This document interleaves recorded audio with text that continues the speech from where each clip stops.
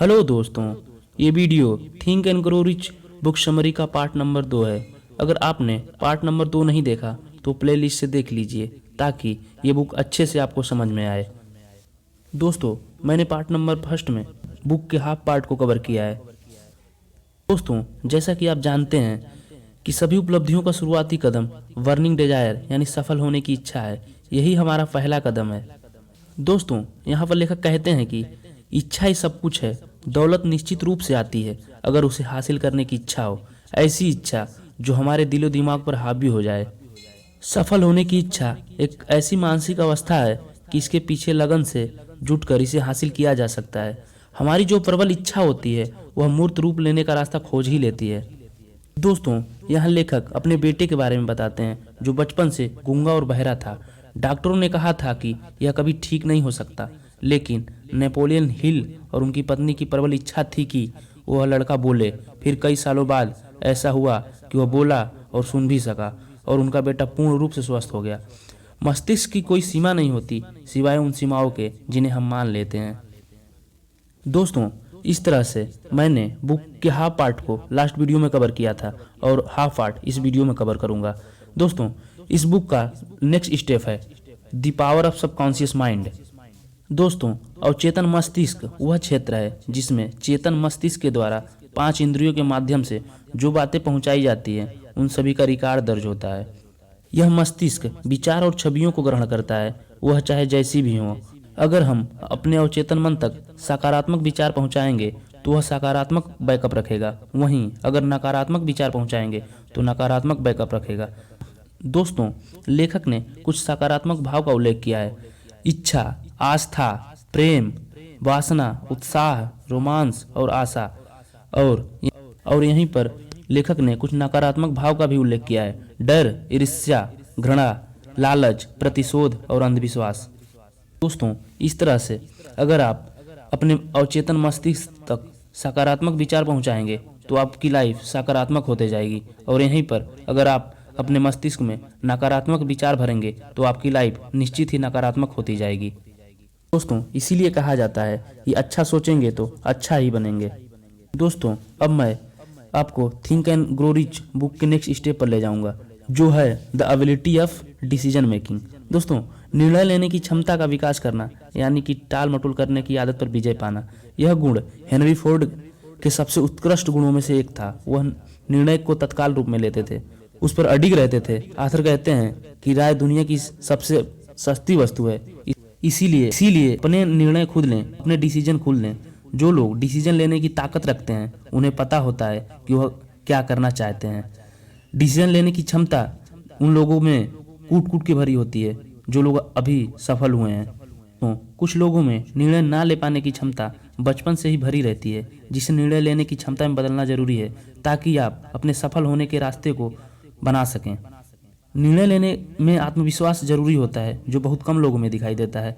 इसीलिए निर्णय लेने की क्षमता का विकास कीजिए जिससे कि आप सफल होने के रास्ते पर अच्छे से चल पाएं और अपने ज़िंदगी के मुकाम को पा सकें। तो अब मैं इस बुक के नेक्स्ट स्टेप के बारे में बताऊंगा, जो है द पावर ऑफ डिवोशन यानी लगन की शक्ति। लगन के पीछे कोई बड़ा अर्थ नहीं छिपा हुआ दोस्तों, लेकिन यह गुण इंसान के लिए उतना ही महत्वपूर्ण है जितना कि स्टील बनाने के लिए कार्बन। आज अगर हम आधुनिक युग में टेक्नोलॉजी और इंडस्ट्री में सफल हुए लोगों पर नज़र डालें तो हम देखेंगे कि उन सभी व्यक्तियों में एक कॉमन क्वालिटी होती है। उन सभी को अपने काम में लगन होती है। वो अपने काम को एक ऐसे तरीके से करते हैं जैसे कि वो उसमें डिवोट हो जाते हैं, उसी काम में घुस जाते हैं और अपने काम में आने वाले टाइम में सफल हो जाते हैं। दोस्तों, लेखक बताते हैं कि आप लगन को कैसे विकसित करें। इसके लिए आपको 4 रास्ते अपनाने होंगे। पहला, निश्चित लक्ष्य यानी फिक्स्ड गोल। दूसरा, अ गुड प्लानिंग। तीसरा, एक सकारात्मक दिमाग यानी कि अ पॉजिटिव माइंड। चौथा, एक या अधिक लोगों के साथ गठबंधन यानी अ वेरी डिटरमाइंड ग्रुप जो हमेशा आपको प्रोत्साहित करे। यहाँ लेखक ग्रुप का मतलब है एक ऐसा ग्रुप जो आपको मोटिवेट करे और आपकी हेल्प करे जो आप काम कर रहे हैं। दोस्तों, इस बुक का नेक्स्ट पार्ट है इम्प्रूव सेल्फ पावर, स्वयं की शक्ति को बढ़ाना। स्वयं की शक्ति को कैसे बढ़ाया जाए, इस बारे में लेखक कहते हैं कि अगर आपके पास पावर है तो सब कुछ हासिल कर सकते हैं। बिना पावर के आप कितनी भी प्रभावशाली योजना क्यों न बना लें, आप उसमें सफल नहीं हो सकते। अमीर बनने के लिए पावर का होना बहुत जरूरी है। अब बात आती है कि ब्रेन पावर को कई गुना कैसे बढ़ाएं, how to increase brain power. दोस्तों, यहाँ लेखक बैटरीज का एग्जाम्पल देते हैं। अगर एक बैटरी की जगह कई बैटरी का समूह बनाकर पावर जनरेट की जाए तो बहुत ज़्यादा पावर प्राप्त होती है। यानी जब एक से अधिक दिमाग एक साथ काम करेंगे तो आपकी शक्ति में अपने आप इजाफा होगा। यहाँ पर ऑथर टिम बर्ग की बात करते हैं। दोस्तों, अब इस बुक के नेक्स्ट स्टेप की तरफ चलेंगे, जो है सेक्स ट्रांसम्यूटेशन। दोस्तों, सेक्स एनर्जी का रूपांतरण मतलब एक तत्व या ऊर्जा का दूसरे रूप में बदलना। जो लोग सेक्स को सिर्फ शारीरिक सुख के रूप में लेते हैं, लेकिन नेपोलियन हिल इसके पीछे 3 संभावनाएं बताते हैं। पहली संभावना मानव जाति का स्थायीकरण, दूसरा स्वास्थ्य बढ़ाना। दोस्तों, तीसरी संभावना सबसे अधिक महत्वपूर्ण है, रूपांतरण यानी ट्रांसफॉर्मेशन। इसके द्वारा एक औसत दर्जे का व्यक्ति जीनियस बन सकता है। सेक्स एनर्जी को अगर पॉजिटिव एनर्जी में कन्वर्ट किया जाए तो कोई दूसरा भी आदमी जीनियस बन सकता है। कुछ लोग काम वासना के कारण खुद को नीचे गिरा देते हैं बजाय कि ऊपर उठने के। नेपोलियन हिल बताते हैं कि पुरुष की सबसे बड़ी प्रेरक शक्ति होती है सेक्स ऊर्जा। अगर महिलाओं को हटा दो तो कितने ही काम नीरज और बेजान हो जाएंगे, लेकिन काम वासना का रूपांतरण जरूरी है। यदि इसी एनर्जी को दूसरे क्रिएटिव वर्क में लगाया जाए तो यह बड़े से बड़े असंभव कार्यों को संभव बना सकती है, लेकिन काम वासना में लिपटा हुआ आदमी कभी सफल नहीं हो सकता।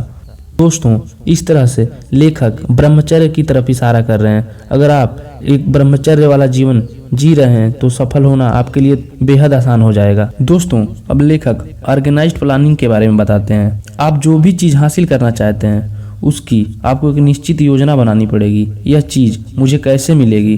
प्लानिंग बनाने के लिए ऑथर कहते हैं कि आपके पास एक एक्सपर्ट टीम होनी चाहिए। लेखक यहाँ एक सजेशन भी देते हैं, अगर आपकी यह योजना असफल हो जाए तो आप डरे नहीं, लक्ष्य को निर्धारित करें और अपनी प्लानिंग में थोड़ा चेंज करें और आगे बढ़ें। दोस्तों, अब इस बुक के लास्ट स्टेप पर चलते हैं, the use of six sense. Napoleon Hill एक महत्वपूर्ण बात याद दिलाते हैं कि सफलता की सीढ़ी पर ऊपर की तरफ कभी भीड़ नहीं होती। शेष 12 सिद्धांतों को पूरी तरह अपनाकर आप इस 13वें सिद्धांत का प्रयोग अच्छे से कर पाएंगे।